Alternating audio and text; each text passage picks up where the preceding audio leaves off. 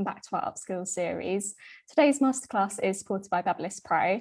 For more information, you can go to babyllisspro.co.uk or click the link in our comments.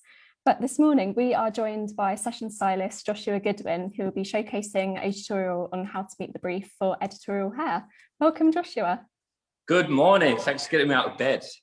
It's great to have you with us this morning. Can you share a little bit about what you'll be showing us today? Of course. So I'm going to show you a look that I've prepared and also the process of how to come up with a look for a shoot or a show, or like just sort of the creative process of coming up with an idea, how to use a brief, how to research, and also how to collaborate, with people on, makeup artists and stylists and designers and stuff like that. So I've done a little mood board, which I will try and share with you now to show you, where are we?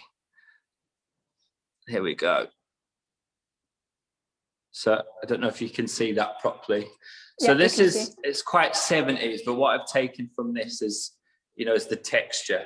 So I'm going to be using a BaByliss tongue, and it's a chopstick tongue, what we call a chopstick tongue. Is that enough time for your mood board? There we go. So I've actually prepared, I've done the back already. This can take quite a long time to do. So I'm gonna get in there now. I'm gonna start using a technique, and it's what we call, well, some of us call it a spiral tongue. Joshua, sorry to interrupt. I think your screen's gone sideways for some reason. Oh, no. I'm not sure. Oh, there we go. There's one, and then I'm not sure. There we go. Is that better? That's better. Okay, we can see you now. There we go. Perfect. So I have prepped this hair with a lot of Queen for the Day, which is like a thickening product, and so I will just crack on and I'll talk as I'm going, because this can take a little while. So when I normally shoot, I go in with an idea, well, with a few ideas in my head. But I guess the most important thing I've learned over my career is that it is about a look. It's not always about the hair. The hair is really, really important, but it's also really important to work with the rest of the team. So this is like more of a 70s texture. It's going to be quite big. I love this sort of big hair, and I'm going to show you how to dress it out and maybe like tidy it up a little bit with some accessories if possible. But it's really, really important to go in and sort of with a a clear palette in your head and think, right, how are we gonna create this character, So, absolutely. And if you've got any questions for Joshua, please do send them in, and we'll fire them away as we go. But yeah, I'm really excited to see how this comes out. Yeah, it's a great technique. So I'm just wrapping it around the chopstick tongue. Oops, don't drop it. And obviously a lot of product will help you. So mousse, gel, hairspray, anything like that. So you need a lot of holding product. Going quite close to the root and just unwinding it. And the product will help you. You don't need to keep the hair in there for so long.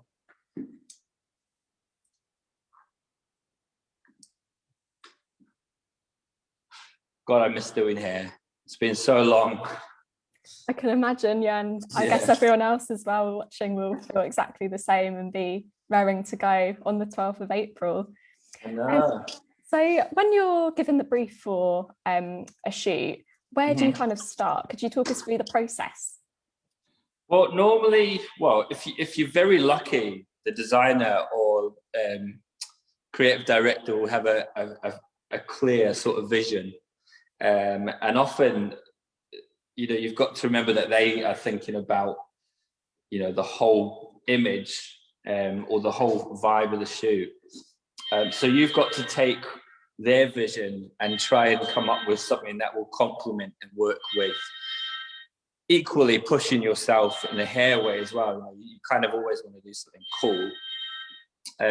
But often I've turned up to shoots and I've had this quite cool idea in my head, and I've looked at the collection and I've seen the girl and I've seen the makeup, and I've said, you know what, maybe a ponytail will work better. So it can be a little bit disheartening from a hair point of view, but then when you see the image and the way that it's put together, it just works, you know. And I think you've got to be sort of quite calm in a way of, you know, like not being so, well, I want to do this, you know. I think you've got to work together, and that's kind of what I learned when I started out shooting, God, over 10 years ago. And also on shows, you know, we've worked with, you know, Sid Hayes and our team, and sometimes, you know, the hair is just kind of really simple, but when you see the whole look, it just works, you know. I take my iPad with me everywhere, and that's how I can get images up. And sometimes I think, you know, discussing things and say, like, what about this? Or, you know, let's try and work with that bit more. So yeah, it can be random, and you can also push it in other directions throughout the day as well. You know, if you see something, you can suggest things. So it is a, you know, collaborative process, which I love. You know, I love working with people and seeing what their visions are. I think it's really important. You learn a lot yourself as well by doing that. Perfect. So just going through, just wrapping around, try not to burn myself. You do get a heat protecting glove on this, but I can never find mine. And what's the tool that you're using there? Is that the BaByliss chopstick styler? Yeah, well, we've always called it a chopstick, Tom. But it's the smallest one you can get, basically. And I've got this on full power, on the hottest setting. I really, really, really want to lock this in. And you'll see when I dress it out how important it is that the products and the tools work together. You have to excuse our salon phone ringing. It's been non-stop. Can imagine. I bet everyone's keen to be booking in for their appointments. We've had a question from Margaret who would like to ask, what would you spray on the hair before using the tongue? How would you prep? Well, you can use a good hairspray.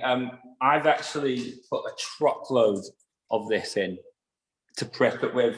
So I would always, doing something like this, I would definitely do maybe a mousse and a hairspray. So don't be shy with product. The worst thing possible is to go through all this effort and brush it out and it just drops out straight away. So go hard or go home with it, literally. Good advice. Definitely. I love using mousses and thickening sprays. Make sure you go from root to tip, section by section, you know, really get it in there, dry it in, and you'll feel the texture becomes a bit, not crispy, but you can feel it kind of does what you want it to do. So as I'm getting closer up to the top of the head, I'm actually not going so close to the root. The reason being is if I went too close to the root, it would start going a bit afro in. I want kind of a flat top here. I want to go sort of more wider.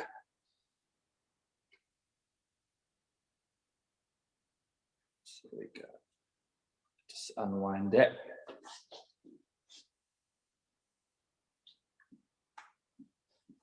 Now you can do this with a technique called rickracking or figure of eight, but the only difference is with a rickrack, you get a lot more of a fuzzier result. Whereas with this, you get a slightly softer feel, and also it can look quite sort of more glamorous through the top, which is quite a nice option. And again, options are really, really good on shoots. You know, you want to be able to push it, and you might see something that works better. But getting all this prep in is really, really, really important. Amazing. And as you were saying earlier, sometimes on a shoot, you might have to completely change an idea to what you had originally planned. So what do you keep in your kit bag? Are there any essentials that you have on call for those kind of moments? Everything. I mean, you've got to be, you know, working with Sid Hayes for so long. One thing I've actually learned, and working with the Sid squad, is we have so much stuff, and it's like we bring it all the time. We've got everything there. We've got wigs, we've got hair pieces, color, you know, we've got a bag that's just got like accessories in it. So I would always take everything you can, and unless you know it's going to be a really, really nothing sort of job. But even still, you know, it's better to be safe than sorry and have it there and not use it than to not have it, because then you feel rather foolish. Absolutely. And if you could only pick one tool from your kit, what would it be? Oh, my BaByliss Pro Italia Brava hairdryer. It's unreal. They're so powerful. If you get 2 of them, you can fly to New York with them. They're like jets. They're so good. It's yeah, that dryer's got me out of a few hairy situations, if you pardon the pun. Quite literally. Yeah, it's so powerful. They've got I think it's made by Ferrari, the motor. Wow, that's really cool. Yeah. Perfect. So we're just covering the last section on this side, and I'll get cracking on the next side.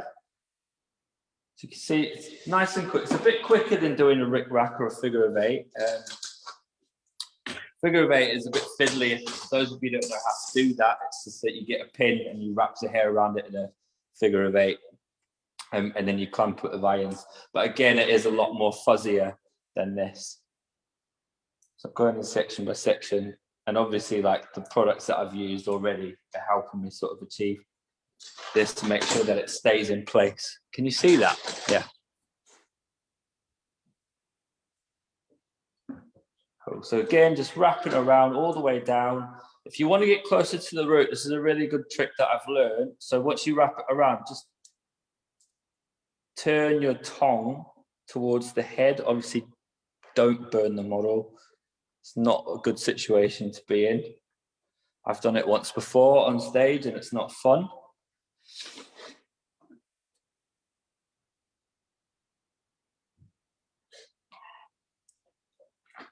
And what was the Rickrack technique you mentioned? How does that compare to the figure of 8 one? Well, it's a lot tighter, so it's fuzzier. So with this, you will get a slight curl or an essence of it, depending on how you brush it out, which I'll go through afterwards. But yeah, the Rickrack is it's just it's quite extreme, and it can take ages. I did a shoot which was actually in one of the pictures on the mood board I sent, which was a Rickrack which I used, and it took me about 2 hours to do, and we were already late for the shoot, but I just knew that it would look amazing, and I said, trust me, it's going to be worth it. Absolutely. Yeah. Claire has asked, do you curl it all in the same direction? Yes, I would with this, 100%. Yeah, I'm not going for like a beach curl or something a bit more looser. Like, I really want this as tight as possible. And to be honest, you won't really see much of the curl. You'll just see a slight essence of it.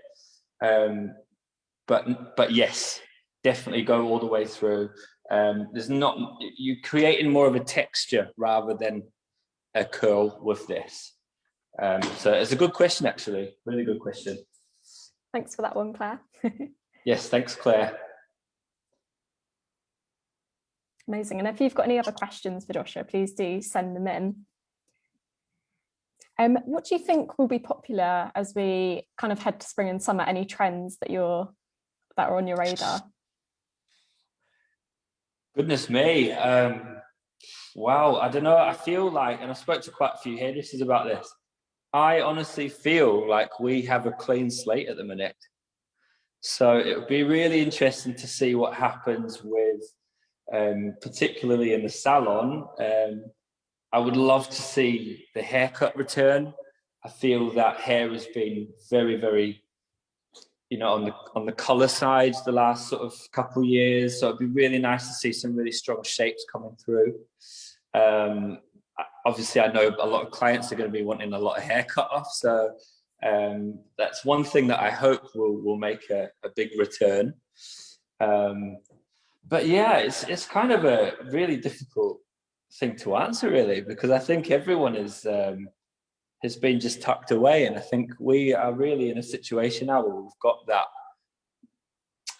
power, really, to say kind of, let's let's start again, you know. Absolutely. And I imagine lots of clients will want to be a bit more adventurous maybe with their choices. Yeah, it'd be nice. It'd be really nice. Fab. And Debbie has asked, is the tongue held horizontal? Yes. Okay. Completely horizontal. Yep. Another good question. Yeah. Again, I mean, with tonguing and using wands, I only would use a wand vertically if I'm creating something really soft. So sort of your beachy waves. I don't know. I don't use straightening irons to curl hair. So for me, doing it vertically, it would be softer and it would be with a lot more of a bigger tongue. But in saying that, you know, to do something like this, again, you are creating a texture. The only difference with that is I don't think you can get as close to the root doing it vertically. Amazing, good tip. And a couple of people want to know, what was the name of the hairdryer that you mentioned? Could you tell us again? Yeah, it's the Italia Brava, and it's the BaByliss Pro dryer. It is incredible. Please just go and get one. They're just amazing. I've got about 3 that I just will not let go of. It's got this turbo button on the back, and my God, it goes quick. It is just amazing. It's so powerful when you know, if you're in the salon and you're running behind and you've got a client with like thick, wet hair that just, you know that hair that just doesn't dry, whack it on turbo. It's literally incredible. It's so good. Job done. Job done. Absolutely.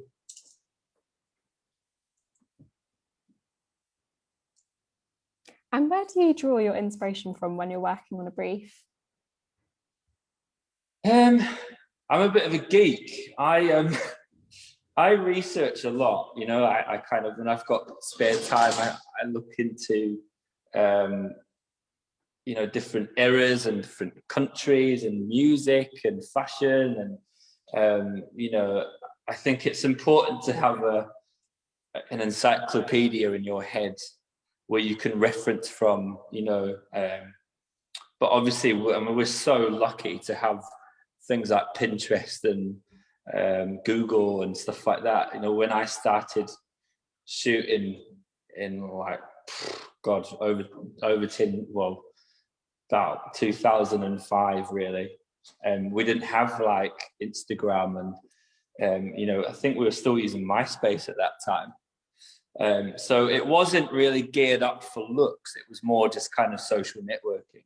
So you know, I used to go to libraries and you know, I used to buy a lot of magazines, specifically you know, French fashion magazines. Like there was Arena and all these different magazines, and I used to just look through them and look at the clothes. And I think I never really looked at much hair. I kind of looked at everything else and then got my inspiration to create looks from the you know, the clothes and the makeup and the models, and you know, but it's, you know, just research as much as you can. I think, you know, it's always important. But we're so lucky to have, we've got computers in our pockets now. You can find all sorts in there, you know. Absolutely, it's great to draw inspiration quickly, isn't it? Yeah, it's important. It's really important. And I think like one thing that I was talking to Paul Percival from Person Reed Salons the other day, and he was saying, what would you tell yourself in like 10 years ago? And I said, just get off your phone, like look, use your eyes, you know, like look at architecture and people. You know, I think like we're just on our phones all the time now, and I do it all the time and it annoys me. Sometimes I have to like come off Instagram for like a week just to try and reset my brain. But yeah, I think, you know, it's important to I just grabbed the tongue there. Did you see that? Ooh. Don't do that. It's not cool. You need your glove. Yeah, no, I actually do. Yeah, I've got so much product on my hand now, I probably didn't feel it. Cool. So as you can see, this is a bit of a process. We're getting there. I'm not taking big sections either. So the sections are kind of quite small. If you take a big section, you won't get the texture that you need. It will be more of a curl.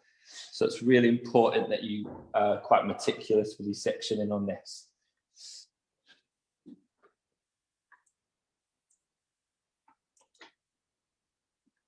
But it's totally worth it.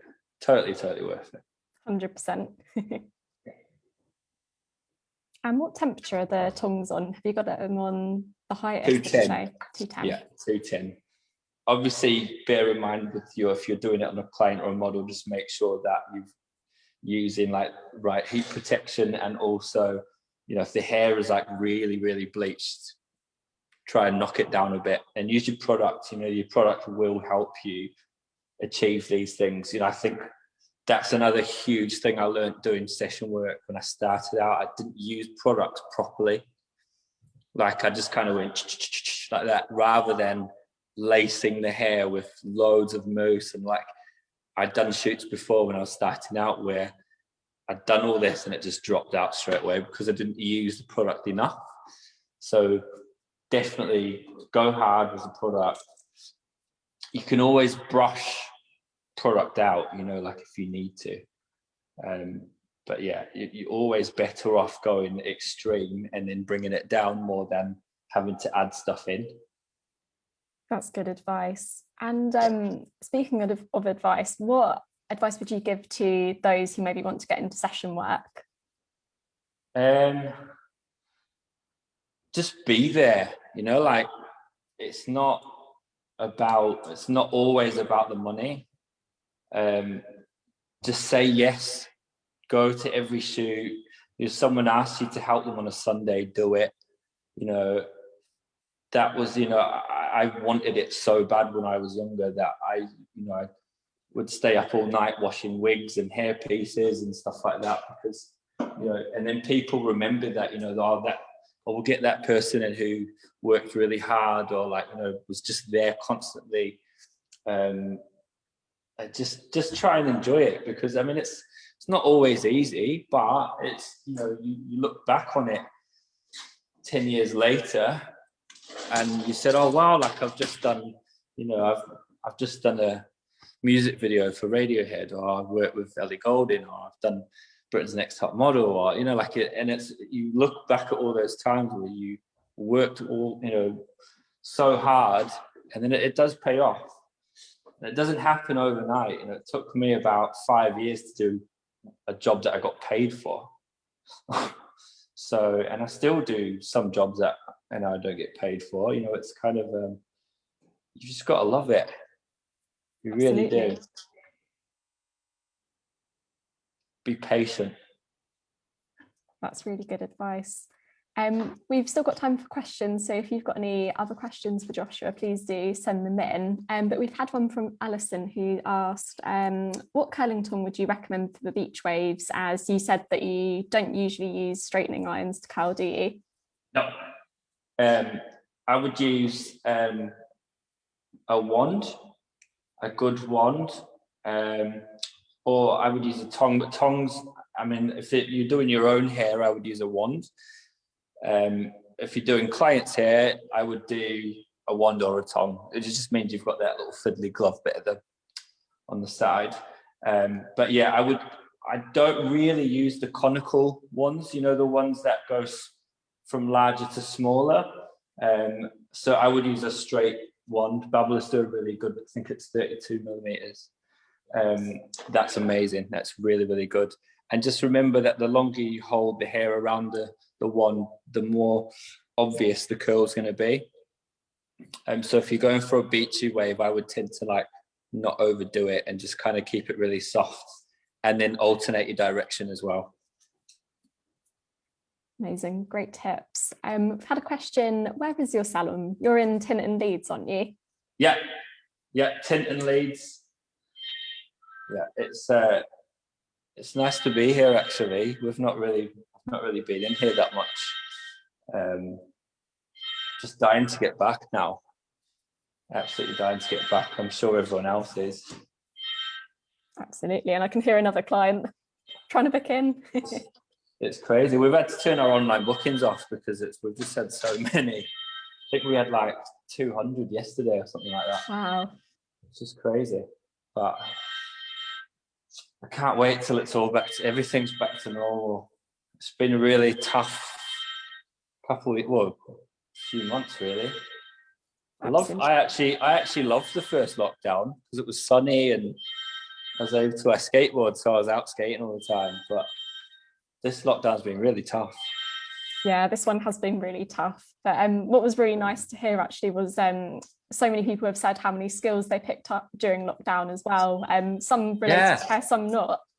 I've learned how to cook like properly, and I was a rubbish cook before. So that's one thing that I'm really proud of. Right, let's find a phrase. So it's in now. So what I'm going to do is I'm just going to put a bit more hairspray on it. Again, lacing as much product on there as possible. So this looks a bit sort of ragdoll at the minute. So what I'm going to do now is I'm going to show you how to brush this out. Now, this is slightly different to what a lot of people would think. So I'm going to use this fat brush here, which is like, you know, like a mason. So what I want you to see is I'm not going down with this. I'm going to come out. In the session where we call this lacing, and I'll show you. If you brush this down, it's going to be a bit more uniform. So what we're talking about before, with it being a bit too neat and tidy, right? So when we lace it, pull it out like this, right? You can see how fuzzy it is now. When this is all done together, so I get the brush and I lift it out like that.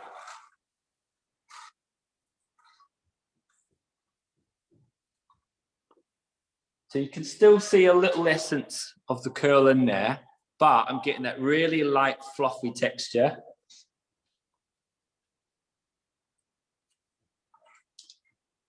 Amazing. And for those who have just joined, could you remind us what tong you use for this one? Yes, I use the BaByliss Pro, we call it the chopstick tong, which is the smallest one you can actually get, and you can get them on their website. Fantastic. BaByliss have been doing the smaller tongs for quite a long time. They used to be red back in the day, but they've just re-released all these tongs with like newer technology, and they heat up really quickly. Cool. So can you see the texture that we've got in there? So again, I wanted it quite flat on top and quite big and fluffy on the sides, and we'll go around to the back and we'll do exactly the same. Bear in mind, this is the back that I did last night, so it shows you all this fluffy texture. I'm lifting this out just like that. Oh, we've had a really good question from Kimberly, who's asked, are there any other brushes you would use to get a different result with this look? Yeah, good question. I mean, I use this brush because I want it to be as fuzzy as possible. If you use, say, if you use maybe like a vent brush, you would get a bit more of a uniform look. You wouldn't be able to get this fuzzy texture that I've got now, but you just obviously the teeth that are a lot more wider there, so you wouldn't get the tension on it. But really good question. I mean, I guess the main difference is the type of bristle that we've got here, which is definitely helps a lot in pulling all this out.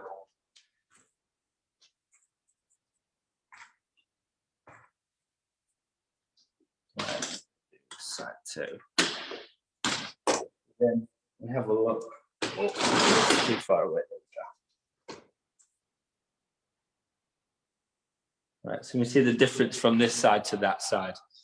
So we'll carry on doing that.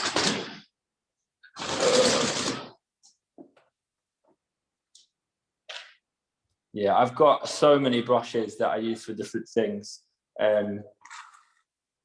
Some I've actually got. This is Betsy. So this is the first brush I ever bought. as a Oh, junior, wow. and I still use it. And if she goes missing, I go absolutely mental. But that's Betsy, so. Nice to meet you, Betsy.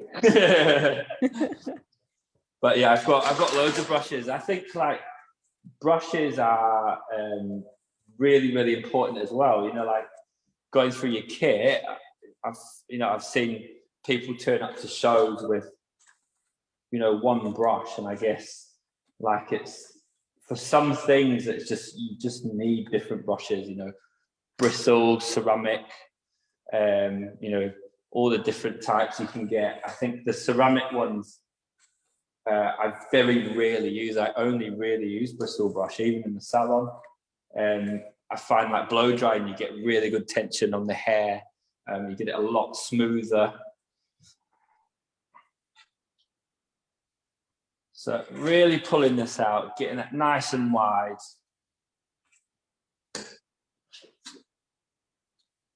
So there we go.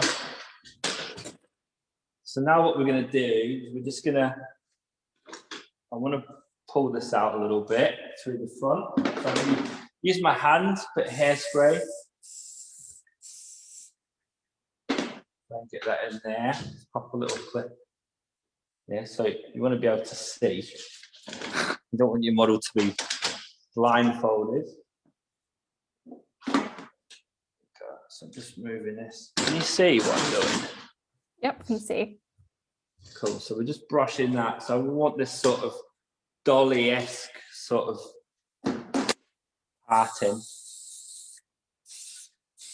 Now, if you wanted to go more extreme than this, you could use a bit of gel.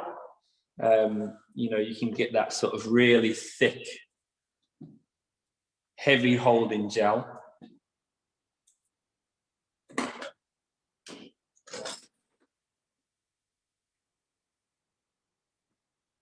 That's looking really cool.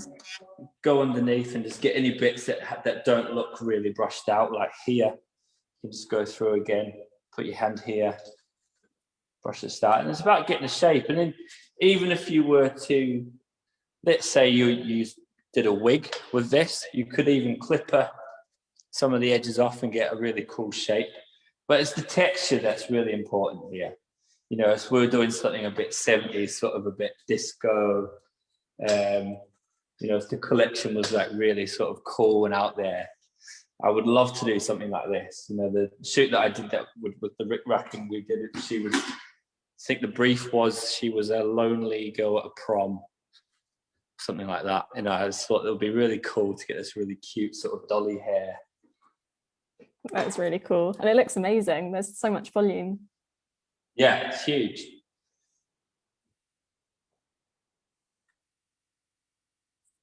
But yeah, super fun, super easy. Obviously, it takes a little bit of time, but you can see with the amount of work that you put into it, how worth it is. You get this massive sort of hair.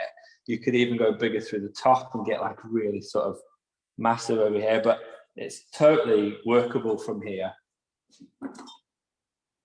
Absolutely. And how would you, if you're on a shoot and you wanted to maybe change up the look, where might you take this next? Good question. You could accessorize. You could put some slides in. You know, you could maybe switch the parting over. That could, you might need to do a little bit more tonguing through that if you needed to change that. But also some shoots have turned up and you know, like you have this thing in your head of what you're going to do, and then the stylist is like, right, we're doing loads of hats. So, you know, you've got to think about, right, how can we make the hair look amazing and also work with the hats? So it's kind of like you need to look at the clothes and look at the everything. That was the first thing I ever did when I got to a shoot. I went straight to the stylist and looked at the clothes, because, you know, sometimes the clothes might have a really high neck, or, you know, it might be really, you know, imagine if the dress was really wide, it could look quite amazing having hair like that. So it will complement that. But yeah, obviously you've got time during the day to rework things. And the product's already in there. You can change it up a bit, maybe change the part in the side part, and you'll have a little bit more bigger side there. But it's yeah, it's beautiful, really nice. Amazing. We've had a couple of people join in on the on the live who want to know, could you share what size tongs you mentioned? So you've got the smaller one, which you've used here, and you also mentioned a wider tong as well, didn't you? Yes, there's I think it's over here. We've got, sorry. Amazing. If you've got any questions. Here, that's the kind of difference in size. So quite a lot larger. Two totally different tools though. That will get a lot softer look than the chopstick. The chopstick tongue is also really good for defining curly hair as well. So if you've got a client that's got quite curly hair that needs a little bit of, you know, help with the, you know, with the curls and stuff, that's really good as well in the salon, just to give it a couple of pieces around the front or something like that.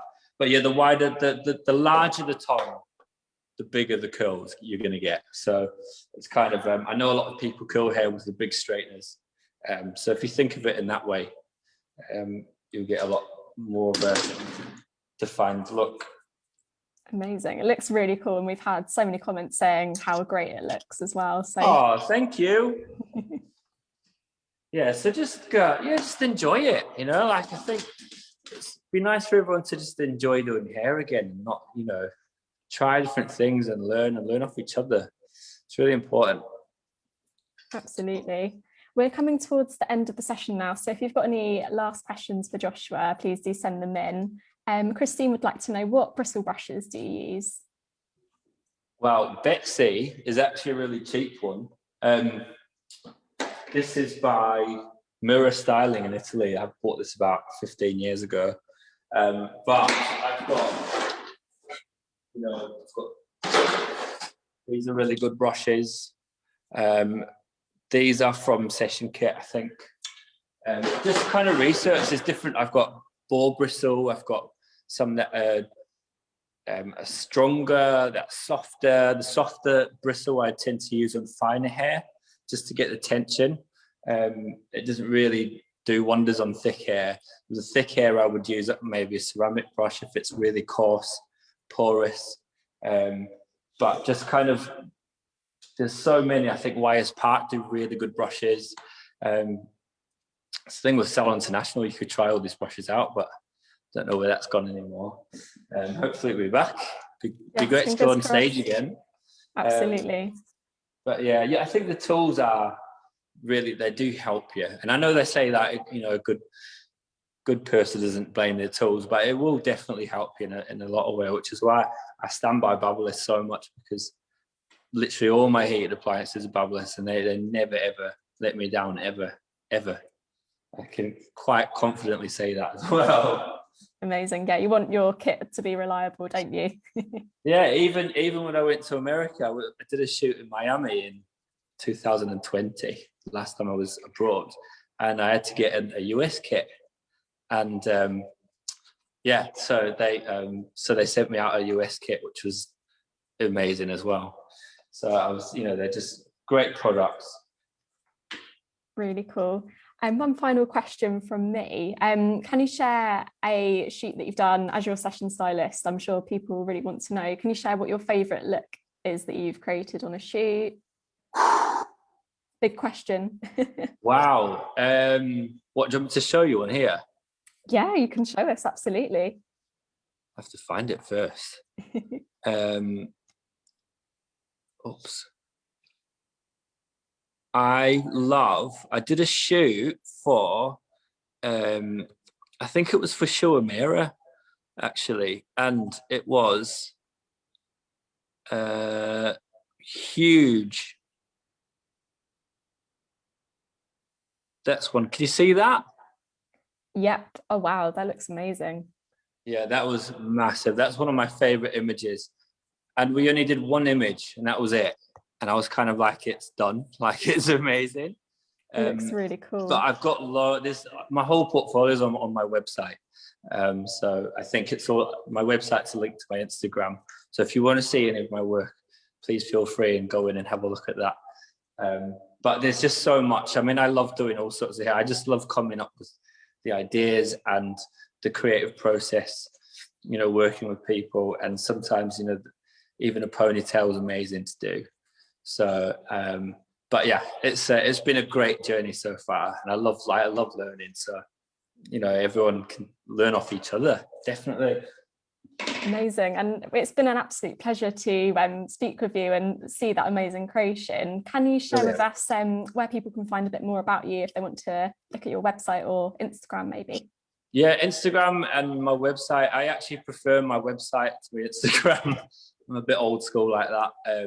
But yeah, my Instagram is Josh Goodwin Hair, and on there is a link to my website. So please have a look at my website. It's got a lot more of my work up there, which you can have a look at. And I think my Instagram's just me being silly, really. But yeah, please have a look. And any questions, please get in touch as well. Amazing. I can see some final comments coming in saying that it looks amazing. Laura says, can't wait to have a go. I love my chopstick wand, but never gone for anything like this. So yes, maybe we'll brilliant. That's what we like to see. Brilliant. Absolutely. Amazing. So I think that's brought us to the end of our session today, but thank you so much, Joshua, for coming on and showing us this amazing look. It's amazing. That's my absolute pleasure. It's nice to see you and like chat to everyone, and I hope everyone has a really great and successful return back to work. Absolutely. Thanks so much, everyone, for joining us, and we'll see you all again soon. Okie dokie. See you later. Bye. Bye.